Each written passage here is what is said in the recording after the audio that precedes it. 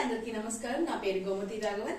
Welcome to my channel Ammu rocks boutique. ఈ రోజు మనం చూడబోయే శారీ చూసారు, ఇప్పుడు ట్రెండింగ్ లో ఉంది పుష్ప 2 శారీ అండి.